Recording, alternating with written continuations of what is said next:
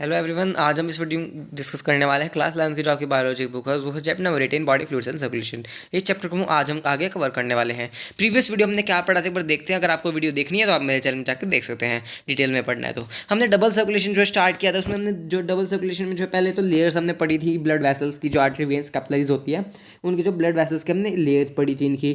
Tunica intima होती है जो कि स्क्वैमस एपिथेलियम से लाइनिंग होती है, सबसे इनर वाली लाइनिंग होती है स्क्वैमस एंडोथेलियम इसमें पाई जाती है ट्यूनिका इंटीमा। मिडल वाली होती है स्मूथ मसल और इलास्टिक फाइबर्स पाए जाते हैं इसमें, ट्यूनिका मीडिया हो गई। और एक्सटर्नल लेयर होती है इसमें बाहरी वाली फाइबर्स कनेक्टिव टिश्यू से बने होते हैं जिसमें थोड़े बहुत कोलेजन फाइबर्स भी होते हैं। ट्यूनिका एक्सटर्नल, तो ये काफ़ी इंपॉर्टेंट है, इसको याद रखिएगा। इन जो है नाम इनके कौन कौन से टिश्यू से बनी होती हैं। और मैंने आपको बताया था ट्यूनिका मीडिया जो है थिन होती है जो है वेन्स में, मीडिया ट्यूनिका मीडिया। उसके बाद हमने डिस्कस किया था जो है हमने डबल सर्कुलेशन में हमने क्यों कहा था, तो ये हमने दो टर्म्स डिस्कस की थी। पल्मोनरी सर्कुलेशन जो लंग से एसोसिएटेड है, सिस्टमिक सर्कुलेशन जो कि हार्ट से लेके जा रही है, जो हार्ट से एसोसिएटेड है, टिश्यू वाली साइड से एसोसिएटेड है।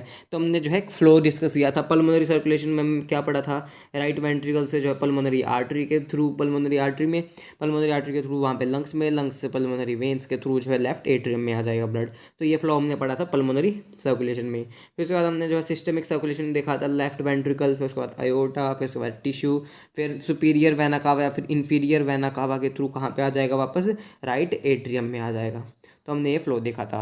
सो आई आपको क्लियर हुआ होगा इतना सिस्टमिक सर्कुलेशन क्या होता है, पल्मोनरी सर्कुलेशन क्या होता है। फिर हमने एक जो है एक हिपैटिक पोर्टल सिस्टम जो है डिस्कस किया था। उसके बाद हमने हिपैटिक पोर्टल सिस्टम हमने जो है डिस्कस किया था। इसमें हमने क्या डिस्कस किया था कि जो स्मॉल इंटेस्टाइन से जो क्या होता है, स्मॉल इंटेस्टाइन में जीआई ट्रैक्ट में क्या हमारे पास टॉक्सिक NH3 जो है बन जाता है, अमोनिया, जो काफ़ी हाईली टॉक्सिक होता है, जो कि यहाँ वेन जो है हिपैटिक पोर्टल वेन से लेके जाती है जहाँ से ब्लड में यूरिया को, नहीं NH3 को, अमोनिया को, फिर उसके बाद जो है लीवर में जाती है जहाँ पे यूरिया साइकिल के थ्रू यूरिया में कन्वर्ट हो जाता है। क्योंकि हमने ऐसा, क्योंकि जो आपका NH3 है अमोनिया काफ़ी हाईली टॉक्सिक होता है। चैप्टर नंबर 19 में पढ़ेंगे आप इसके बारे में अच्छी तरह से। तो ये पूरा फ्लो हमने डिस्कस कर लिया है। सो आप आपको क्लियर हुआ होगा। और ज़्यादा डिटेल में समझना है तो आप मेरे चैनल में जाकर देख सकते हैं, आपको मिल जाएगी ऊपर ही वीडियो। आज हम पढ़ते हैं, आगे स्टार्ट करते हैं। आज हम रेगुलेशन ऑफ कार्डियक एक्टिविटी, कि जो कार्डियक एक्टिविटी हमारे हार्ट की जो एक्टिविटीज़ हो रही हैं उनको रेगुलेशन कौन कर रहा है, हमारा ब्रेन का कौन कौन से पार्ट जो है उसका जो है रेगुलेशन के लिए जो है काम कर रहे हैं। तो हम यहाँ पे जो चीज़ों का मेनली जो है फोकस करेंगे, दो चीज़ों में मेनली। चल यहाँ पे जो है डिस्कस करते हैं हम। हाँ, सबसे पहले मायोजेनिक जो है, हमने ये टर्म जो है मैंने आपको पहले ही बताई थी जब हम वहाँ पे पढ़ रहे थे, ऐसे नोड AV नोड पढ़ रहे थे, तो मैंने आपको पहले ही डिस्कस जो है कर लिया था, आपके साथ बता दिया था डिटेल में। तो आज थोड़ा सा बता देता हूँ। Normal activities of the heart regulated intrinsically means auto regulated by specialised muscles nodal, जिन्हें क्या कहते हैं nodal tissues, hence the heart is called myogenic. तो हमने ह्यूमन हार्ट को हम क्या कहते हैं, मायोजेनिक। ऐसा क्यों होता है कि हमारे हार्ट में कुछ जो है ऑटो रेगुलेटेड जो है स्पेशलाइज मसल्स पाए जाते हैं, उन्हें हम कहते हैं नोडल टिश्यूज कहते हैं। और वो कौन कौन सी होती है, ऐसे नोड होता है, ऐसे नोड होता है, AV नोड होता है, बंडल ऑफ फिश। तो ये जो है मेनली ऐसे नोड है जो कि क्या है ऑटो एक्साइटेबल होता है वो। और जो है हम इसको क्या कहते हैं, ऐसे नोड को हम जो है पेस मेकर भी कहते हैं। वो जो ऑटो एक्साइटेबल होता है, अपने आप जो है क्या करता है वो, उसके बाद अपने आप जो है सारी इम्पल्सेस को जो है जनरेट करता है, जिसकी वजह से क्या होता है हमारे हार्ट में जो है फंक्शनिंग होती है, सारी ब्लड आता है जाता है तो जो है कॉन्ट्रैक्ट करता है, वो सारी रिलैक्सेशन जो है इसकी वजह से ही होती है। इसलिए हमारे हार्ट को हम क्या कहेंगे, क्योंकि नोडल टिश्यूज़ पाए जाते हैं, पैच ऑफ टिश्यूज़, इसलिए हमारे हार्ट को क्या कहेंगे, हम मायोजेनिक कहेंगे। सो आई आपको ये टर्म क्लियर हुई होगी। डिटेल में भी हमने जो है पढ़ लिया था ऐसे नोड AV नोड में, जो वहाँ पे हम पढ़ रहे थे ऐसे नोड क्या होता है, AV नोड क्या होता है, वहाँ पे हमने देख लिया था। स्पेशल, अब हम बात करते हैं रेगुलेशन के बारे में। थोड़ा हाँ एक टर्म डिस्कस किया हमने, अब रेगुलेशन के बारे करते हैं बात, कि जो कार्डियक एक्टिविटी हो रही है वो रेगुलेशन कौन कर रहा है उसकी। Special neural centre in the medulla oblongata.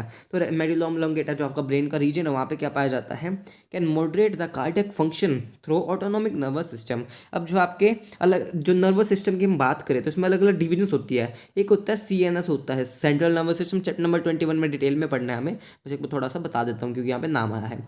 एक होता है PNS। अब ये जो नर्वस सिस्टम में कौन सा होता है, central nervous system, peripheral nervous system, CNS PNS। अब आगे PNS की फर्दर डिविजन्स है हमारे पास यहाँ पे PNS की। एक होता है सोमैटिक और एक होता है ऑटोनोमस। सोमैटिक होता है, ऑटोनोमस होता है। और जो ऑटोनोमस होता है वो भी आगे फर्दर डिवीजन होती है, sympathetic and parasympathetic. Sympathetic and parasympathetic. तो न्यूरल न्यूरल सिस्टम हमारे पास क्या है, CNS PNS आगे फर्दर डिवीजन है सोमैटिक ऑटोनोमस। फिर ऑटोनोमस आगे फर्दर डिवीजन है पैरासिम्पैथेटिक एंड पैरासिम्पैथेटिक। हमारे पास दो डिवीजन है, इन दो की हम बात करने वाले हैं, सिंपैथेटिक एंड पैरासिम्पैथेटिक की। यहाँ पे बात करेंगे। तो मेडुलर ऑब्लोंगेटा वाले रीजन में ब्रेन में, इसको भी डिटेल में आगे नंबर 21 में हमें पढ़ना है, ब्रेन के अलग अलग portions. Can modulate the cardiac function through autonomous, ANS के थ्रू जो है करेंगे, ANS के थ्रू जो है यहाँ पे जो है करेंगे। ऑटोनोमस न्यूरल सिस्टम, सोमैटिक और ऑटोनोमस हमने पढ़ा ANS के through, autonomic nervous system. Neural signals through the sympathetic nerve part of ANS का पार्ट आ गया ना हमारे पास, सिंपथेटिक नर्व्स होती है। कैन इंक्रीज, क्या कर सकती है ये, क्या कर सकते हैं आप, इंक्रीज कर सकते, इंक्रीज करती है, जो भी करती है इंक्रीज ही करती है, जो भी करती है। तो इस तरह से आप याद रख सकते हैं, जो सिंपथेटिक है वो इंक्रीज करेगी, जो भी करेगी हर एक चीज़ को। ये तो आपको याद ही रखना है कि क्या चीज़ें, बट ये इंक्रीज ही करेंगी। और जो पैरासिम्पथेटिक है वो डिक्रीज करेंगी। Increase the heart rate of heartbeat की जो है रेट जो है बढ़ा देंगी, कितनी हमें जो टाइम के अकॉर्डिंग जो है, कितनी हमें जो है किस टाइम पे कितनी चाहिए हमें जो है ब्लड की volume. Strength of ventricular contraction, ventricles कितना कॉन्ट्रैक्ट करेंगी उसकी स्ट्रेंथ को जो है इंक्रीज कर देंगी।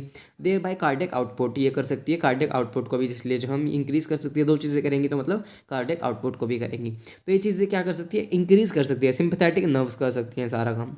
On the other hand parasympathetic neural signals की हम बात करें तो another component of ANS, another component, दूसरा कंपोनेंट है कोई ANS का, मैंने आपको अभी बताया सिंपैथेटिक पैरासिम्पैथेटिक। डिक्रीज, ये क्या करती है, सारे काम जो भी करती है डिक्रीज करती है। The rate of heartbeat, क्या करती है, हार्ट बीट की जो है रेट को जो है डिक्रीज करती है। Speed of conduction of action potential, जो है एक्शन पोटेंशियल जनरेट करता है, ऐसे नोड जो जनरेट करता है, उसकी जो स्पीड को जो है कंट्रोल कर सकता है, डिक्रीज कर सकता है उसको। And thereby cardiac output, cardiac output भी यहाँ पे कार्डियक आउटपुट इंक्रीज भी हो सकता है सिंपैथेटिक के थ्रू, और सिंपैथेटिक पैरासिम्पैथेटिक के थ्रू डिक्रीज हो सकता है यहाँ पे। तो इसका मेनली रोल जो है डिक्रीज में है, और इसका जो मेनली रोल किसमें, सिंपैथेटिक वाले का इंक्रीज करने में है। तो आई आपको इतना क्लियर हुआ होगा। और एक हमारे पास किडनी के ऊपर क्या पाई जाती है, एड्रिनली, यहाँ पे हमारे पास एड्रिनल ग्लैंड पाई जाती है, तो उसकी हम बात करते हैं। Adrenal medullary hormones can also increase the cardiac output, कुछ एड्रिनल जो है हार्मोन्स कुछ अलग अलग निकालती हैं। एपिनेफ्रिन होता है एक नॉन, या फिर एड्रिनलिन कह सकते हैं हम इसको, या फिर एक नॉन एड्रेनलिन होता है। नॉन एड्रेनलिन क्या करता है, इंक्रीज कर देता है हार्ट बीट को, इसलिए जो इसकी वजह से क्या हो जाता है, हमारे पास कार्डियक आउटपुट भी इंक्रीज हो जाता है। तो अब आपको इतना क्लियर हुआ होगा इसके बारे में। और ये आपके एड्रेनलिन है, ये भी आपका जो है काम करता है ये इसी तरह से। सो हमने जो है डिस्कस किया एड्रिनल मेडुलरी जो है मैं बात करी हार्मोन्स की, इंक्रीज कर सकता है कार्डियक आउटपुट को, जो है इंक्रीज कर सकता है। तो हमने पैरासिम्पैथेटिक सिंपैथेटिक जो है नर्वस सिस्टम की बात करी, इंक्रीज कर सकता है डिक्रीज कर सकता है क्या। सो आई आपको क्लियर हुआ होगा। तो अब हम देखते हैं डिसऑर्डर्स के बारे में। डिसऑर्डर्स क्या है, सर्कुलेटरी सिस्टम के जो है डिसऑर्डर्स क्या हैं अलग अलग, इनके बारे में बात करते हैं। तो इसमें हमें अलग अलग पढ़ने हैं। जो सबसे पहले हमारे पास है हाई ब्लड प्रेशर, हाई जो है BP, हाइपरटेंशन आपने सुना भी होगा, कहते हो BP हाई हो गया कम हो गया, हाइपरटेंशन से हम कहते हैं। फिर उसके बाद हम पढ़ेंगे कोरोनरी आर्टरी डिजीज, CAD इसको हम शॉर्ट में कहते हैं। इसका एक और नाम जो इसका नहीं, इसका एक और नाम नहीं होता, हाँ एक और नाम होता है इसको, एथेरोस्क्लेरोसिस, एथेरोस्क्लेरोसिस इसका नाम होता है, कोरोनरी आर्टरी डिजीज एक होता है। उसके बाद हम पढ़ेंगे एंजाइना, इसको हम एंजाइना पेक्टोरिस कहते हैं। उसके बाद हम पढ़ेंगे heart failure, HF heart failure के बारे में पढ़ेंगे। तो ये हमें डिजीज़ अलग अलग जो है डिस्कस करनी है। सबसे पहले हम जो है इसको जो है डिजीज़ जो है यहाँ पे सबसे पहले वाली जो है डिस्कस करते हैं, हाई ब्लड प्रेशर के बारे में जो है डिस्कस करते हैं हम यहाँ पे। Hypertension is term for the blood pressure that is higher then normal. Normal कितना हमारे पास होता है ब्लड प्रेशर, 120/80 होता है हमारे पास, 120/80 होता है नॉर्मल हमारे पास जो हम बात करें, जिसमें 120/80 होता है। इन दिस मेजरमेंट, इसके बारे में बात करें 120 क्या कहता है, 180 क्या होता है, 120 क्या होता है, इसके बारे में बात करें तो हम इन दिस मेजरमेंट 120 mmHg में मिलीमीटर्स ऑफ मर्क्यूरी प्रेशर, इसमें हम जो है इसको कंसिडर करते हैं। सिस्टोलिक और पंपिंग प्रेशर, ये क्या होता है, सिस्टोलिक प्रेशर होता है, मतलब कितना पंप कर रहा है जो यहाँ पे सिस्टोलिक प्रेशर होता है। एंड 80 mmHg क्या होता है, डायस्टोलिक और रेस्टिंग प्रेशर, ये क्या होता है डायस्टोलिक या फिर रेस्टिंग प्रेशर होता है। ये डायस्टोलिक मतलब रेस्टिंग, और जो है आपका सिस्टोलिक मतलब पंपिंग करना, कॉन्ट्रैक्ट करना। तो इसका मतलब 120 वाला ये हो गया, और 80 वाले की हम बात करें हमारे पास ये हो गया। तो इन दोनों की नॉर्मल कितना होता है, 120/80 होता है। लेकिन हम ज़्यादा हो जाए, हम कहते हैं हाई BP हो गया, हाई हो गया तो कैसे कितने में होता है, if checks of blood, if repeated checks of blood pressure of an individuals 140/90, 140/90 हो गया या फिर उससे ज़्यादा, और हाइयर इससे कोई ज़्यादा हो गया, इट शोज हाइपरटेंशन जो है शो करेगा वो। मतलब 120/80 तो ये नॉर्मल होता है। अगर मान लीजिए 140 हमारे पास 90 हो गया, या फिर उससे भी ज़्यादा हो गया, और उससे भी ज़्यादा हो गया, तो हमारे पास ये क्या शो करेगा उसमें कि हाँ भाई हाइपरटेंशन है, मतलब BP हाई है हमारे पास। और जो है आगे बात करते हैं इसके बारे में। High blood pressure leads to heart diseases and also affect the vital organs like brain kidney. जो हाई बीपी होता है वो क्या करता है, हार्ट डिजीजेज कर देता है हमारे पास, अलग अलग जो है हार्ट की डिजीजेज हो जाती है हमारे पास। Also affect the vital organs को जो अफेक्ट करता है, जैसे ब्रेन हो गया, किडनी हो गई, इनको जो है अफेक्ट करता है हाई जो है बीपी हमारे पास। उसके बाद हमने जो अभी डिस्कस किया हाई बीपी के बारे में, हाइपरटेंशन 120/80 एंड 140/90 जो है बढ़ जाता है जब, तो हमें जैसे ये और इस हमें ये याद रखना है 120/80 का मतलब है क्या। 120 मतलब सिस्टोलिक और पंपिंग प्रेशर, 80 मीन्स डायस्टोलिक या फिर रेस्टिंग प्रेशर, और कितना कम है कितना ज़्यादा है नॉर्मल हमें याद रखना है, तो ये इसमें याद रखने की चीज़ें हैं। तो ऐसे क्वेश्चन आते हैं, काफ़ी इंपॉर्टेंट भी है ये। Coronary artery diseases, coronary artery diseases को हम कहते हैं शॉर्ट में CAD।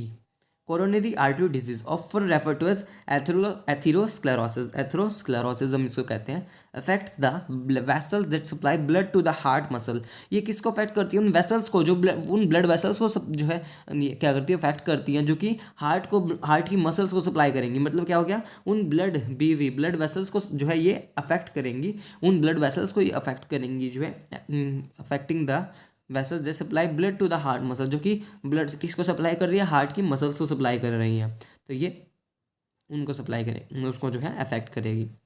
It is caused by deposits of, किसकी वजह से होता है ये, जो किसकी वजह से होता है, हमारे पास कुछ चीज़ों का डिपोजिशन हो जाता है, जम जाती हैं कुछ चीज़ों वहाँ पे, जैसे कैल्शियम हो गया, फैट हो गया, कोलेस्ट्रॉल हो गया, फाइब्रस टिश्यूज़ हो गई, ये हाई चीज़ें जम जाती हैं, तो ये इंपॉर्टेंट है, इनको जो याद रखिएगा किन किन चीज़ों की वजह से होता है ये। जो है कैल्शियम हो गया, फैट हो गया, कोलेस्ट्रॉल हो गया एंड फाइब्रस टिश्यूज हो गया। कैल्शियम हो गया, फैट हो गया, कोलेस्ट्रॉल एंड फाइब्रस टिश्यू, इनको जो है जरूर याद रखिएगा। Which makes the lumen of the arteries narrower, जिसकी वजह से क्या होता है, ये जो ल्यूमन होता है आर्टरीज को, उसको जो है नैरो जो है काफ़ी बना देता है। तो हमने CAD के बारे में पढ़ा है क्या है, इसको हम एथेरोस्क्लेरोसिस भी कहते हैं, इसको भी एक तरह आपको याद रखना, ये भी इंपॉर्टेंट है। उसके बाद हम नेक्स्ट की जो है बात करते हैं, इसके बाद हम बात करते हैं एंजाइना की। इसको हम कहते हैं, it is also called angina pectoris, इसको हम कहते हैं।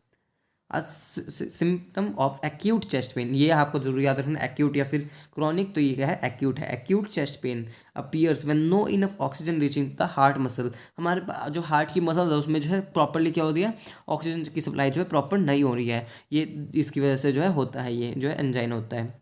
Angina can occur in man, ये मैन में हो सकता है, वुमेन में होती है, किसी भी एज में होता है, बट मेनली हम देखें किस में होता है, but it is more common among the middle age and elderly. जो मिडल एज होते हैं और बूढ़े लोग होते हैं उनमें जो है ज़्यादा दिखाई देती है हमें जो है एंजाइना पेक्टोरिस। और ये कब होती है, एक्यूट चेस्ट पेन होता है, चेस्ट में हमारे एक्यूट चेस्ट पेन होता है, या इसमें क्या होता है, एक्यूट चेस्ट पेन होता है, छाती में दर्द होता है, एक्यूट होता है, क्रॉनिक नहीं होता, जब हमारे पास जो है इनफ ऑक्सीजन जो है नहीं पहुँच रही है हार्ट की मसल्स को। It occurs due to the condition that affect the blood flow, ये कब होती हैं, जो किन कंडीशंस की वजह से होती है, किसकी वजह से होती है, जो कि ब्लड फ्लो को जो है अफेक्ट करती है, उनकी वजह से हमारे पास जो है एंजाइना होता है, एंजाइना पेक्टोरिस। उसके बाद हम लास्ट की जो है बात करें, ये है हमारे पास हार्ट फेलियर है। तो यहाँ पे 3 टर्म्स आएगी, तो हार्ट फेलियर हो गया, इसी में क्या आएंगी टर्म्स हमारे पास, हार्ट फेलियर के अलावा कार्डियक अरेस्ट आएंगी और एक हार्ट अटैक आएंगी। तो तीनों टर्म्स को याद रखना है, काफ़ी इंपॉर्टेंट है, क्वेश्चन आया भी PYQs में। हार्ट फेलियर का मतलब क्या है, means the state of heart when it is not pumping blood effectively enough to the needs of the body. जब ये जो है ब्लड को पंप तो कर रहा है, बट इतना ब्लड जो है सफिशिएंटली नहीं जो है ब्लड जो है पंप कर पा रहा है, ब्लड वेसल्स नहीं कर रही है इतना ज़्यादा ब्लड पंप जितना जो है बॉडी की नीड्स चाहिए। मान लीजिए कितनी जो है, मान लीजिए एक ऑर्गन को कहीं हमें जो है कहीं मान ली 0.5 लीटर की ज़रूरत है, वहाँ पे नहीं हो पा रही इतनी ब्लड की सप्लाई, तो इतनी जो है ब्लड की सप्लाई नहीं हो रही, तो इसी की वजह से क्या होता है, heart failure. It is sometimes called congestive heart failure, हम क्या कहते हैं, कुछ समटाइम्स हम क्या कहते हैं इसको, कंजेस्टिव हार्ट फेलियर कहते हैं, because congestion of heart is one of the main symptom of this disease. Congestion of the heart जो है हमारे पास मेन जो है यहाँ पे होता है हमारे पास इसका reason. Congestion of the lungs, heart नहीं लंग्स होता है, इसका मतलब क्या हो गया, यहाँ पे अकमलेशन हो जाता है फ्लूइड का, जो है इसके अराउंड हो जाता है, लंग्स के अराउंड जो है फ्लूइड का अकमलेशन हो जाता है, जम जाता है इसके साइड, इसलिए हम इसको कहते हैं कंजेशन ऑफ द लंग्स, जो इसको हम कहते हैं। आगे हम बात करें तो इसमें heart failure is not same as cardiac arrest. Heart failure में कार्डियक अरेस्ट में जो है डिफरेंस है, कार्डियक अरेस्ट में भी, हार्ट फेलियर में भी, हार्ट अटैक में भी। कार्डियक अरेस्ट मतलब क्या हो गया, व्हेन हार्ट स्टॉप बीटिंग, जब हार्ट ही काम जो है बीट करना जो है बंद कर दे, स्टॉप बीटिंग। हार्ट अटैक कब होता है? When the heart muscle is suddenly damaged bye इनएडिक्वेट blood supply. एकदम सडनली जो है हार्ट की जो मसल्स है वो डैमेज हो जाएंगी इनएडिक्वेट ब्लड सप्लाई, मतलब वहाँ पे अच्छी तरह से ब्लड की सप्लाई ना होने की वजह से एकदम से जो हार्ट की मसल है वो डैमेज हो गई। और कार्डियक अरेस्ट कब होगा? जब हार्ट की जो है बीट करना जो है बंद कर देगा। और हार्ट फेलियर मतलब क्या हो गया? जब प्रॉपरली जो हमारी बॉडी में जो है ब्लड जो है नहीं सप्लाई हो रहा है, ताकि हमारी बॉडी की नीड्स जो है पूरी हो सके, इतना ब्लड हमारी बॉडी में सप्लाई नहीं हो रहा है, तब ये हार्ट फेलियर होता है। हार्ट फेलियर हो गया, हमने कार्डियक अरेस्ट देखा जब हार्ट जो है मतलब heart stop beating. Heart attack मतलब जब हार्ट की मसल जो है सडनली डैमेज हो गई इनएडिक्वेट ब्लड सप्लाई की वजह से। स्वाइप आपको क्लियर हुआ होगा। तो हमने कौन कौन सी डिजीज जो हमने अलग अलग पढ़ी, सारी जो है डिजीजेस पढ़ी। हाई बीपी पढ़ी हमने, इसमें 120/180 हमें ये याद रखना है इसमें। और 120 क्या शो करता है, 80 क्या शो करता है सिस्टोलिक, और 80 क्या करता है डायस्टोलिक शो करता है। 140/90 जो है या फिर इससे ज़्यादा हो तो हमारे पास जो है हाइपरटेंशन है। CAD coronary artery disease, atherosclerosis हम इसको कहते हैं। और इसमें ये भी याद रखना कि इसकी वजह से होता है डिपोजिशन हो जाता है कैल्शियम का, फैट का, कोलेस्ट्रॉल का, फाइब्रस टिश्यूज़। एंजाइना पेक्टोरिस कहते हैं हम इसको। हार्ट फेलियर जो है इसमें होता है, हार्ट फेलियर हो गया, cardiac arrest, heart attack. Swipe आपको क्लियर हुआ होगा। सो हमारा जो है चैप्टर कंप्लीट हो गया है। सो आज इस वीडियो में इतना ही। तो नेक्स्ट वीडियो में आगे इसकी जो है समरी डिस्कस करेंगे, फिर उसके बाद इसके क्वेश्चंस, फिर नेक्स्ट चैप्टर स्टार्ट करेंगे। सो आई आपको क्लियर हुआ होगा। सो अगर आपको वीडियो अच्छी लगी हो, वीडियो को लाइक कीजिएगा, मेरे चैनल को सब्सक्राइब कीजिएगा और मुझे कमेंट करके बताइएगा आपको वीडियो कैसी लगी। थैंक यू, मिलते हैं नेक्स्ट वीडियो में।